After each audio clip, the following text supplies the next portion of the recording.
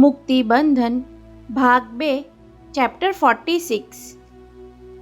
જીવનમાં કોઈ એક વસ્તુ નિશ્ચિત હોય તો એ છે મૃત્યુ, પરંતુ એ નિશ્ચિત મૃત્યુ ક્યારે આવવાનું છે એ ક્યાં નિશ્ચિત હોય છે? કદાચ એટલે જ માનવી મૃત્યુને વિસરી જઈને જીવનની માયાજાળ ગૂંથવામાં ગૂંચવાઈ જતો હશે। પછી અચાનક તેના પર મૃત્યુજાળ ફેંકાય ત્યારે એ હેપતાઈ જઈને તેમાંથી છટકી જવાના મરણિયા પ્રયાસ કરવા માંડે છે। 32 વર્ષનો યુવાન ઉદ્યોગપતિ પુત્ર વૈભવ વિરાણી મગજથી તો 15 જાન્યુઆરીની રાત્રે 2:15 વાગ્યે જ મૃત્યુ પામ્યો હતો। Goodbye Sabina and goodbye my son એ શબ્દો ઉચ્ચારીને ચેતના ગુમાવી ચૂક્યો હતો।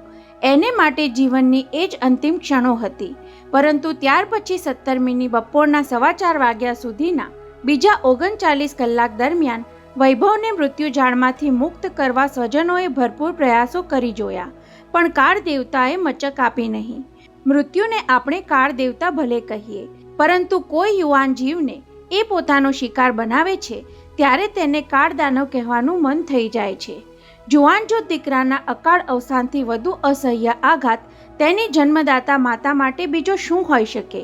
પરંતુ ચારુ બહેન વિરાણી માટે તો પુત્ર વિયોગ અને પુત્ર મિલનની બંને ઘટના એક જ ઘડીએ ઘટી હતી। એક તરફ 32 વર્ષના થનગનતા પુત્રનું આયકું સમાપ્ત થયું અને બીજી બાજુ 34 વર્ષ પહેલા જેને જન્મ આપીને ત્યજી દેવો પડ્યો હતો એ પુત્રનું આગમન થયું।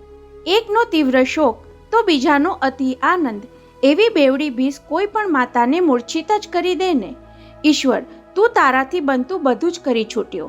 વૈભવના રૂમમાં ધસી આવેલા સ્વજનોનો આક્રંદ અને વિલાપ વચ્ચે મોતીલાલ માસ્તરે સુનમુન બની ગયેલા પુત્રના ખભા પર હાથ મૂકી આશ્વાસનના શબ્દો ઉચ્ચાર્યા, છતાં ઈશ્વરભાઈ જળવત બેસી ગયા ત્યારે પિતાએ તેની પીઠ પસવારી।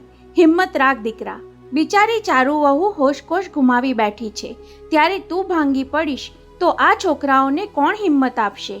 ઈશ્વરભાઈની નજર સામે સિદ્ધાર્થ અને નિરાલી મોટા ભાઈના મૃતદેહને વીંટાળીને હૈયાફાટ રુદન કરતા હતા, છતાં ઈશ્વરભાઈએ તેમને છાના રાખવાની કોઈ ચેષ્ટા કરી નહીં।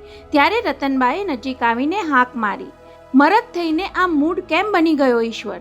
59 વર્ષના પુત્રને બંને ખભાથી હલબલાવી નાખતા 75 વર્ષના રતનબા ઊંચા અવાજે બોલી ગયા, નીચે માણસો ટોળે વળ્યા છે, એ બધાનો સામનો કરવા માટે અમારી જેમ છાતી પર પથ્થર રાખીને ઊભો થઈ જા દીકરા મારા।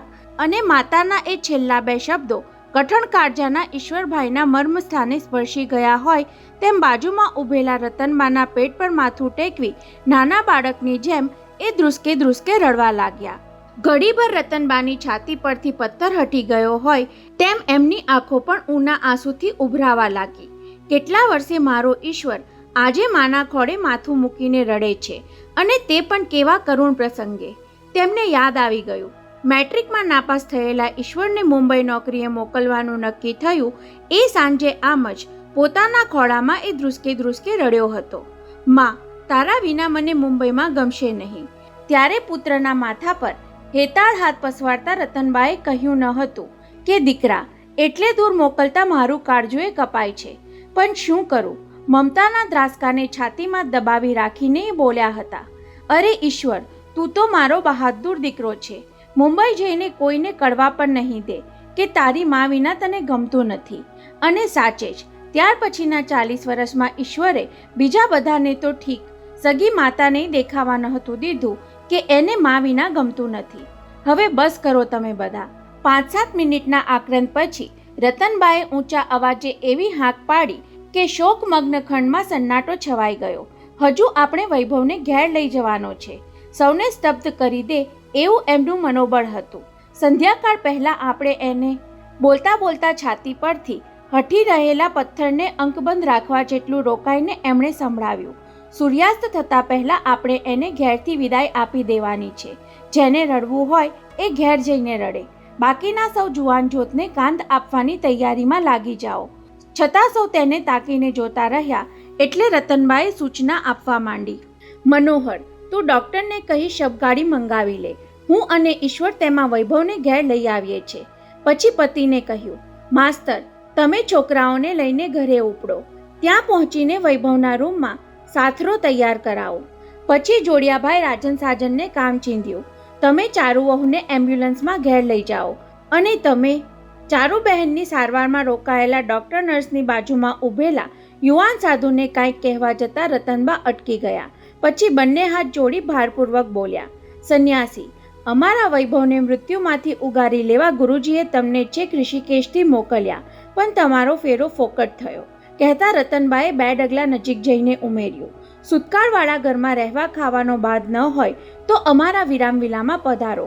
નહીં, અચાનક જોશમાં આવી ગયા હોય તેમ ઈશ્વરભાઈએ જરૂર કરતાંય વધુ ઊંચા અવાજે રાડ પાડી ત્યારે સૌ કોઈ ચોંકી તેમને તાકવા લાગ્યા. વૈભવના મૃત્યુના આઘાતે એમના મગજ પર તો અસર નહીં કરી હોય ને? ઈશ્વર, આપણો વૈભવ હાથતાળી દઈને ચાલ્યો ગયો, એમાં આ બિચારા સંન્યાસીનો શું દોષ? પુત્રના ઇનકારનો ભળતો જ અર્થ કરીને રતનબા તેને નાના બાળકની જેમ સમજાવવા લાગ્યા. ભાઈ, એ બિચારો ગુરુજીનો મંત્ર લઈને દોડતો આવ્યો, પણ મોડો પડ્યો. ઘેર આવેલા અજાણ્યાને જાકારો ન અપાય ત્યારે આ તો ભાંગ્યાનો ભેરું થવા આવ્યો હતો બિચારો. ત્યારે ઈશ્વરભાઈ કહી દેવા માંગતા હતા, ભાંગ્યાનો ભેરું થવા નહીં, મારું ઘર ભાંગવા આવ્યો છે. એ તો કોને ખબર ક્યારે એ અવતર્યો અને કોણ એનો બાપ? અચાનક ઈશ્વરભાઈએ વિચાર પ્રવાહને બળજબરીથી રોકી દીધો. કહેવાય નહીં અને સહેવાય નહીં એવી સ્થિતિ પેદા કરનાર યુવાન સાધુ સામે હોઠ ભીડીને કતરાતા એ મૂંગામંતર થઈ ગયા. દાદીમાં, આપને હરકત ન હોય તો હું માતાજી સાથે જ ઘેર આવું. પહેલીવાર યુવાન સાધુને સૌએ બોલતો સાંભળ્યો. એ ગુજરાતી આટલું સારું બોલી શકતો હોવાની કોઈને કલ્પનાય ન હતી અને તેના બોલવામાં કોઈ અજબ પ્રકારની મીઠાશ પણ વર્તાઈ. અરે, દાદીમાનું સંબોધન ઉચ્ચાર્યું ત્યારે એમાં રહેલી આત્મીયતા સૌને સ્પર્શી ગઈ. રતનબા તેને ધારી ધારીને જોવા લાગ્યા. એ સાવ અજાણ્યો હોવા છતાં અજાણ્યો કેમ નથી લાગતો? માયાથી પર એવા સંન્યાસીના વેશમાં હોવા છતાં આટલો બધો માયાળુ કેમ લાગે છે? સર, મિસિસ વિરાણીને શુદ્ધિમાં આવતા હજુ 15-20 મિનિટ લાગશે. ચારુબહેનને ઇન્જેક્શન આપી તેની સિરિંજ નર્સને સોંપતા ડૉક્ટર બોઝે ઈશ્વરભાઈને કહ્યું, ત્યાં સુધીમાં આપ ડેડ બોડીને ઘરે લઈ જઈ તમારા મધર કહે છે તેમ ફ્યુનરલ માટે તૈયારી કરો. તમારા મિસિસ રિકવર થાય એટલે હું અને સિસ્ટર એમને કારમાં ઘેર લઈ આવીશું. ડૉક્ટરનું સૂચન સૌને ઢાપણ ભર્યું લાગ્યું. ચારુબહેન ભાનમાં આવી ગયા પછી મૃતદેહને ખસેડવા જતાં કદાચ હૈયાફાટ રુદન કરીને એ આખી હોસ્પિટલને ધ્રુજાવી દેશે. નીચે એકઠા થયેલા લોકોના ટોળા વચ્ચેથી તેમને લઈ જવાનું કપરું બની જશે. ડૉક્ટરનું કહેવું બરાબર છે. મૃત પુત્ર પરથી નજર હટાવ્યા વિના ઈશ્વરભાઈએ ચુકાદો આપી દીધો. ચારુ ભાનમાં આવ્યા પહેલાં જ આપણે નીકળી જઈએ કહીને આંખ ઊંચી કરી ભગવા વસ્ત્રધારી તરફ નજર નાખી લઈને ઉમેર્યું, એ ભલે અહીં રહેતો. ત્યાર પછી 5-7 મિનિટમાં જ વૈભવના મૃતદેહને ઘેર લઈ જવાની વિધિ આટોપાઈ ગઈ. ડેડ બોડીને વળાવવા માટે ડૉક્ટર બોઝ રૂમની બહાર નીકળ્યા ત્યાં અચાનક કાંઈ યાદ આવ્યું હોય તેમ ઈશ્વરભાઈ અટકી ગયા. ડૉક્ટર, 1 જ મિનિટમાં આવ્યો કહી ફરી એ રૂમમાં દાખલ થયા ત્યારે પેલો સંન્યાસી ચારુબહેનના જમણા પગનો અંગૂઠો દબાવતો ગોઠણભેર બેઠો હતો.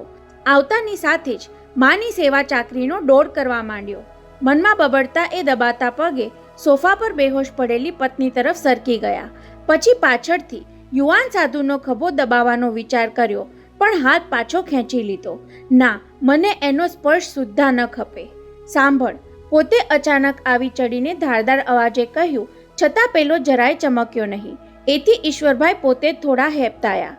સંન્યાસીએ ડોક ઊંચી કરીને સૌમ્ય ભાવે તેમની સામે જોયું ત્યારે ઈશ્વરભાઈને થયું કે એને તતડાવી નાખવા માટે જીભ કેમ ઉપડતી નથી. શું એ વશીકરણ વિદ્યા જાણતો હશે? સાધુ બાવાનું ભલું પૂછવું. આપ મને કાંઈ કહેતા હતા? હા, હોઠને તુચ્છખાનના ભાવથી વંકાવી ઈશ્વરભાઈ મક્કમ અવાજે બોલવા લાગ્યા. સાંભળ, મેં તને અહીં રહેવા દીધો છે એ માત્ર આને ખાતર કહી ચારુબહેન તરફ સંકેત કર્યો. પુત્ર ગુમાવી દીધાના આઘાતમાં બેહોશ બની ગયેલી આ સ્ત્રી ભાનમાં આવીને જાણે કે તને મેં વળાવી દીધો છે તો કોણ જાણે શું કરી બેસે. આટલું બોલીને પોતાના શબ્દની શું અસર થઈ તે નિહાળવા તેમણે યુવાન સાધુ પર દ્રષ્ટિ માંડી, પરંતુ પેલાના સૌમ્ય ચહેરા પરની એક પણ રેખા સળવળતી દેખાઈ નહીં. એની આંખોમાં કરુણા વર્તાતી હતી પણ માંગભંગની કરુણા વર્તાઈ નહીં.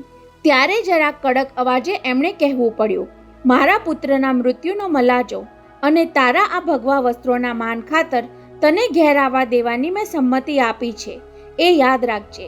આભાર આપનો. સાંભળીને ઈશ્વરભાઈ મનોમન ગિન્નાયા. તારી આ મીઠાશ મને ભોળવી નહીં શકે. અને બીજી વાત, અહીં તું રહે એટલો વખત માત્ર તારા ગુરુજીનો ચેલો થઈને જ રહેજે. ન તો આ સ્ત્રી તારી કોઈ સગી થાય છે કે ન ઉદ્યોગપતિ વિરાણી સાથે તારે કંઈ લાગે વળગે છે. જેવી આપની આજ્ઞા. સાંભળીને એ કતરાયા. તો બીજી 3 આજ્ઞા સાંભળી લે. એ ભાનમાં આવે પછી આપણી વચ્ચે થયેલી વાતચીતનો હરફ પણ એની સામે ઉચ્ચારતો નહીં.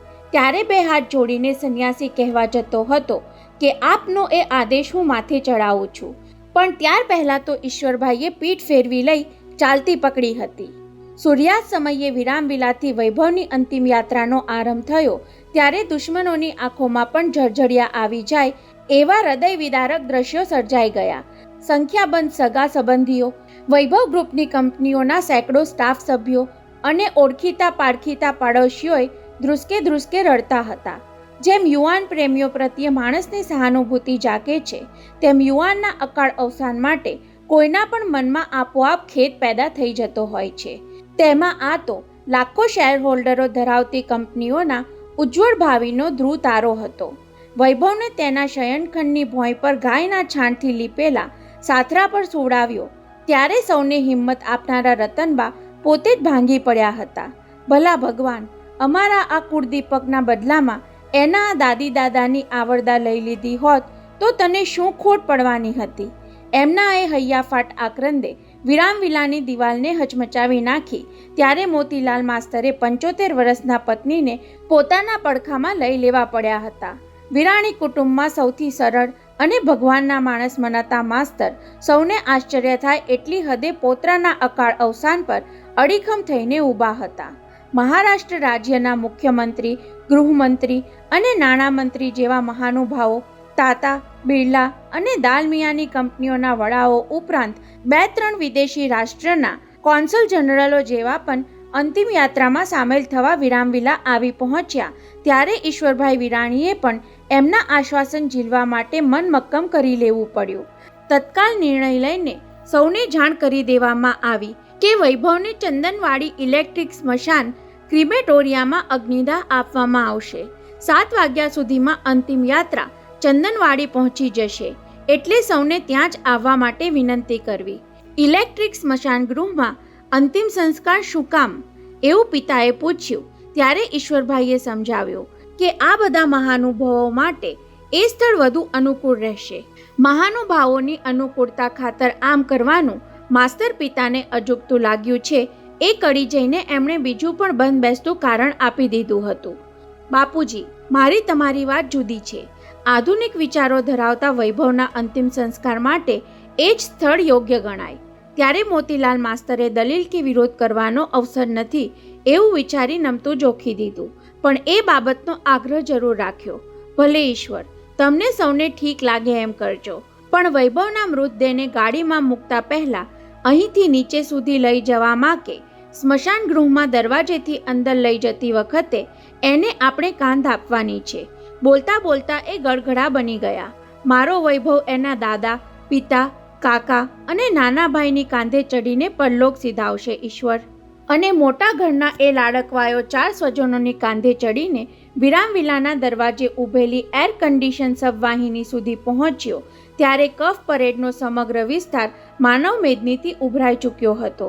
ઘેરથી ચીરવિદાય આપતી વખતે સ્વજનોના કલ્પાંત અને વિલાપ જોઈને ભલભલાના કાળજા ધ્રુજી ઉઠ્યા હતા. આસપાસના મકાનોની બારીઓ અને અગાશીઓમાં ઊભેલા લોકો આંસુભરી આંખે તેને જાણે આવજે ભાઈ કહી રહ્યા હતા. આવા દિલદ્રાવક દ્રશ્યો વચ્ચે પણ ચારુબહેન જેવી લાગણીશીલ માતાને ધ્રુજતા હોઠે હાથ જોડીને પુત્રને વડાવતા જોઈ બીજા બધાની જેમ ખુદ ઈશ્વરભાઈ પણ વિમાસણમાં પડી ગયા. એને આટલી બધી શક્તિ ક્યાંથી સાંપડી ગઈ તેનું અનુસંધાન પણ તરત જ મળી ગયું. હોસ્પિટલથી કારમાં ડૉક્ટર બોઝ સાથે પેલા સાધુ સાથે પત્નીને વિરામવિલા લઈ આવ્યા ત્યારે આશ્ચર્યભેર બોલી ઉઠ્યા હતા. વિરાણી સર, હું ડેડ બોડીને હર્ષમાં મૂકી ઉપર આવ્યો ત્યારે તમારા મિસિસ એકદમ શુદ્ધિમાં આવી ગયા હતા. તમારા આ સંન્યાસીએ તેમના જમણા પગના અંગૂઠાને પ્રેશર આપીને તત્કાળ એમની બેહોશી દૂર કરી દીધેલી. કારમાં આખા રસ્તે તમારા વાઈફ આ સેફ્રોન ક્લેડને એ જ પૂછતા હતા કે હું ફેઇન્ટ થયા પછી કોણ શું કરતું હતું, કોણ શું બોલતું હતું. સાંભળીને ઈશ્વરભાઈના કાન ચમક્યા હતા. ત્યારે આ સંન્યાસીએ મારી વાઈફને શું કહ્યું હતું ડૉક્ટર? એ તો બિચારો એમને સતત હિંમત આપ્યા કરતો હતો. કાંઈક એવું કહેતો હતો કે જગત નિયંતાએ જેને પોતાના શરણમાં લીધો હોય એને ઘેરથી વિદાય આપતી વખતે કલ્પાંત કરવાનું હોય નહીં. જનારના આત્માની શાંતિ માટે અંતઃકરણપૂર્વક પ્રાર્થના જ કરવાની હોય માતાજી. માતાજી એ સંબોધન ઈશ્વરભાઈને બહુ કઠ્યું હતું. આજે માતાજી કહે છે, આવતીકાલે મમ્મી કહેતો થઈ જશે. વૈભવને વિદાય આપતા પહેલાં મેં એને વિદાય કેમ ન કરી દીધો? અને 100 કરતાં વધુ મોટરકાર સાથે કફ પરેડથી નીકળેલી વૈભવ વિરાણીની અંતિમ યાત્રા જ્યાં જ્યાંથી પસાર થવા લાગી ત્યાં કામ ધંધેથી ઘેર પાછા ફરતા લોકોના પગ થંભી જવા લાગ્યા. પહેલાં કૌતુકથી અને પછી મૃત્યુની અદબથી. ભલે ને ધનવાનનો દીકરો હોય પણ જુવાન હતો ને. એવા હમદર્દીના ભાવથી તેને મૂક વિદાય આપતા હતા. મજૂરોના મોરચાને કારણે ઘેર જવામાં કે કામે પહોંચવામાં થતા વિલામ બદલ કકળાટ કરનારા મુંબઈ ગરા એક શ્રીમંતની સ્મશાન યાત્રામાં માર્ગ મોકળો કરી આપવા માટે સ્વેચ્છાએ ઊભા રહી જતા હતા. ભગવાન ભલો થઈને ફરી કોઈના જુવાન બેટાની જાન ના લેતો. 7:15 વાગ્યે મેટ્રો થિયેટર પાસે સ્મશાન યાત્રા આવી પહોંચી. ત્યાં સુધીમાં મોટરકારની સંખ્યા 125નો અંક વટાવી ચૂકી હતી. ચંદનવાડીના નાકા ઉપર શવવાહિની પહોંચી કે તરત જ ઈશ્વરભાઈની બાજુમાં બેઠેલા પિતાએ હાંક મારીને ડ્રાઈવરને રોકાવી દીધો. ઈશ્વરભાઈ તેમના પિતાને કહેવા જતા હતા કે આને કારણે પાછળ આવતી કારનો કાફલો અટકી જશે તો ટ્રાફિક જામ થઈ જશે. પરંતુ 6 મહિના પહેલાંની એક વાત તેમને યાદ આવી ગઈ. પિતા ત્યારે બોલી ગયેલા, મારી ઈચ્છા તો માંગરોળમાં છેલ્લો શ્વાસ લેવાની છે, છતાં મૃત્યુ ગમે ત્યાં ગમે ત્યારે આવી ચડે. તો વૈભવ તારા આ દાદાને કાંધ આપીને ચિતાએ ચડાવજો. અત્યારે એ જ દાદા તેમના પૌત્રને કાંધ આપવા માંગતા હોય તો ટ્રાફિક જામનું કારણ આપીને રોકી કેમ શકાય? આગળ દાદા તથા પિતા અને પાછળ કાકા તથા નાના ભાઈએ વૈભવની નનામીને ખભે ઊંચકી.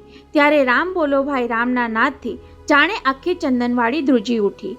પોતાના બોસને ચીર વિદાય આપવા માટે ગલીના નાકાથી સ્મશાન યાત્રાના પ્રવેશદ્વાર સુધી બંને બાજુ ઊભેલા વૈભવ કંપનીના 200 જેટલા સ્ટાફના સ્ત્રી પુરુષોએ પુષ્પની પાંખડીઓની વર્ષા કરી. ત્યારે ઘણાની નજરે હજુ 10 દિવસ પહેલાંનું દ્રશ્ય તરવરી ઉઠ્યું, જ્યારે નિરાલીને પરણવા આવતા વરરાજા ઉપર આમ જ પુષ્પની વર્ષા થઈ હતી. એ પણ યાત્રા હતી અને આ પણ યાત્રા હતી, છતાં સુખ દુઃખના બે અંતિમ છેડા જેવું બંને વચ્ચે અસીમ અંતર હતું. ઊભા રહો. પ્રવેશ દ્વારે પહોંચતા જ ખભો આપીને આગળ ચાલતા મોતીલાલ માસ્તરે નનામીને થોભાવી દીધી. અહીં હવે નનામીને ફેરવી નાખી. પગ આગળ રાખીને અંદર જવાનું છે. બાકીના શબ્દોએ મનોમન બોલી ગયા. માણસ આ જગતમાં પ્રવેશે ત્યારે માથું લઈને આવે છે અને વિદાય લે ત્યારે પગથી પાછા ફરવાનું હોય છે. મૃતદેહના પગ પ્રવેશદ્વાર તરફ રહે એ રીતે નનામીને ઉલટાવી વૈભવના દાદા તથા પિતાએ મોખરેથી તેને ફરી ખભે ઊંચકી. ત્યારે અચાનક ઈશ્વરભાઈની નજર પ્રવેશદ્વાર પાસે ઊભેલી સફેદ પ્રાઇવેટ ટેક્સી પર પડતા જ આગળ વધવા ઊંચકાયેલો તેમનો પગ ક્ષણવાર માટે થંભી ગયો. ટેક્સીમાં સાધ્વી ચંદ્રસ્મિતા બેઠા હતા. એક ક્ષણ, માત્ર એક ક્ષણ માટે ઈશ્વરભાઈને થયું કે સમય અહીં થંભી જાય તો કેવું સારું. સાધ્વી સ્વરૂપે બેઠેલી એ સ્ત્રી ઘડીભર માટે ચંદ્રપ્રભા બની જાય તો? ક્ષણવારની અલપઝલપમાં તેમને સમજાયું નહીં એ સાધ્વી મૃત વૈભવના મુખને નિહાળતા હતા કે તેના શોકમગ્ન પિતાને. એ બીજી ક્ષણે પગ ઉપાડીને સ્મશાન ગૃહમાં પ્રવેશ કરવા માટે એ આગળ વધી ગયા ત્યારે એમના ખભા પર યુવાન પુત્રના મૃતદેહનો ભાર હતો અને હૈયા પર યૌવનકાળના સંભાળનાનો બોજ હતો. બોજ જુદા પ્રકારના હતા પણ બંને બોજનું પરિણામ તો એક જ હતું, પારાવાર વેદના. 9:15 વાગ્યા સુધીમાં વૈભવ વિરાણીનો પાર્થિવ દેહ વીજળીની ભઠ્ઠીમાં ભડભડ બળવા લાગ્યો હતો.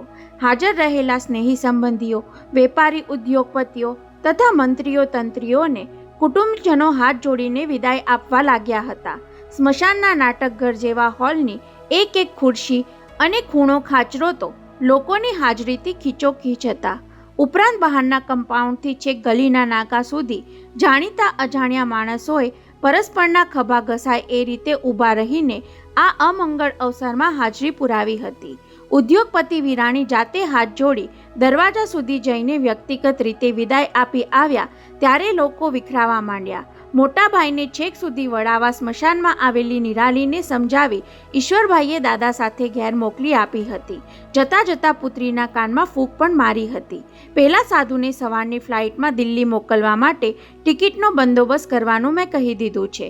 દિલ્હીથી ઋષિકેશ પહોંચવાની વ્યવસ્થા આપણી ત્યાંની ઓફિસ કરી આપશે. તારી મમ્મીને આટલો સંદેશો આપી દેજે. જમાઈને લઈને આવેલા ભવાનજી શેઠિયાને વિદાય આપવા ઈશ્વરભાઈ તેમની સામે જઈને ઊભા ત્યારે ભા પણ તેમના ખભા પર હાથ મૂકીને મૂક આશ્વાસન આપી શકેલા.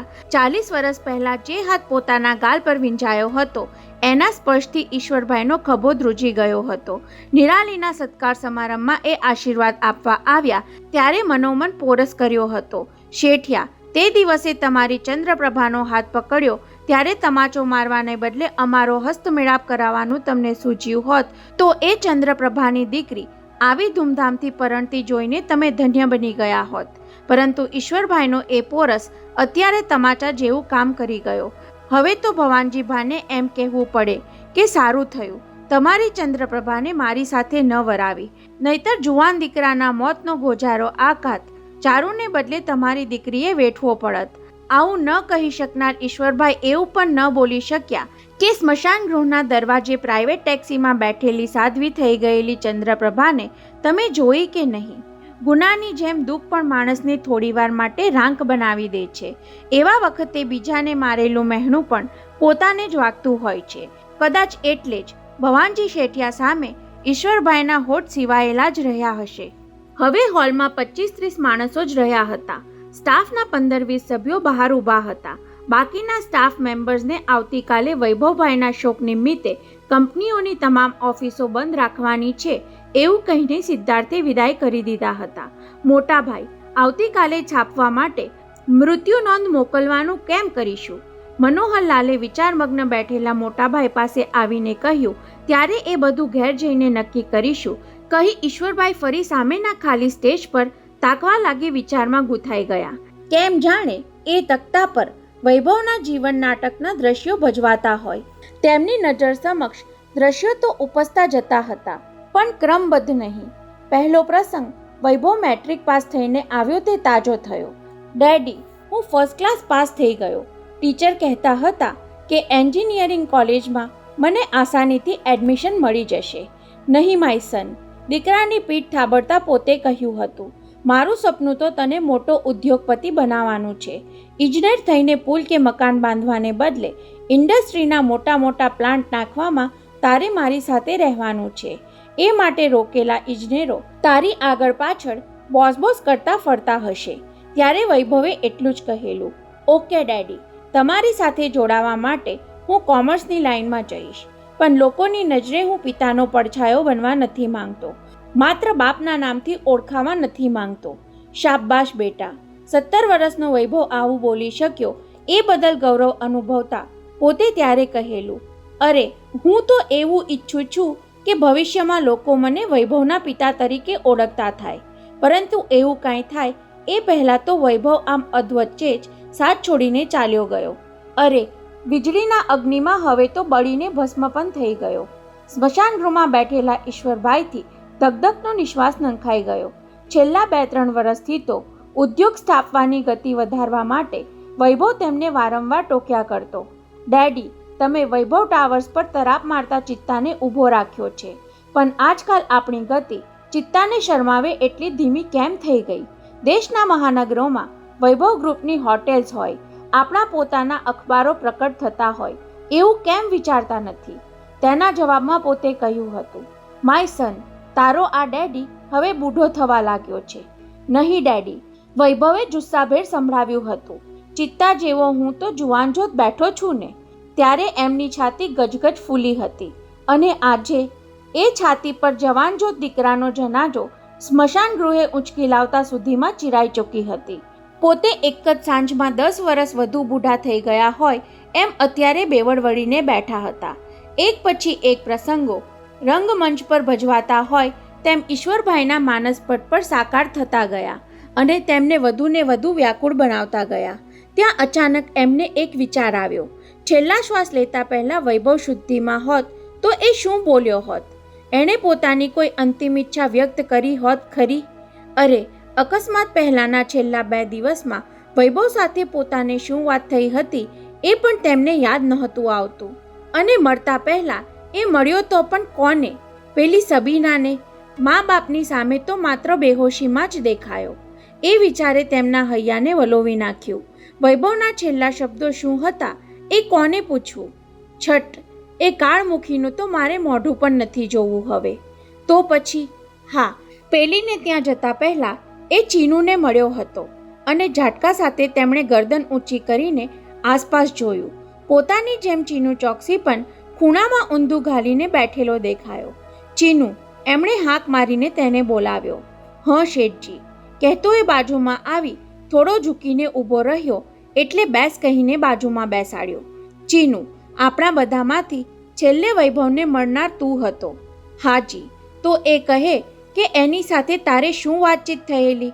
સાંભળીને શોકમગ્ન ચીનુ ચિંતામાં પડી ગયો. વૈભવના પિતા અત્યારે આવું કેમ પૂછતા હશે? જવાબ આપવામાં એમનો ઠપકો તો સાંભળવો નહીં પડે ને. શેઠજી, મેં આપને અગાઉ કહ્યા પ્રમાણે હેલિકોપ્ટરમાંથી ટીંગાઈને નીચે નહીં આવવા બાબત અમારા વચ્ચે થોડી ગરમાગરમી થઈ હતી. ચીનુ સાવચેતીથી કહી રહ્યો હતો. આપ તો જાણો છો શેઠજી, એ કરવા ધારે પછી કોઈનું સાંભળે એવો ન હતો. અને ધારેલું તેણે કરી પણ દેખાડ્યું ને. હા ચીનુ, એણે એ કરી દેખાડ્યું.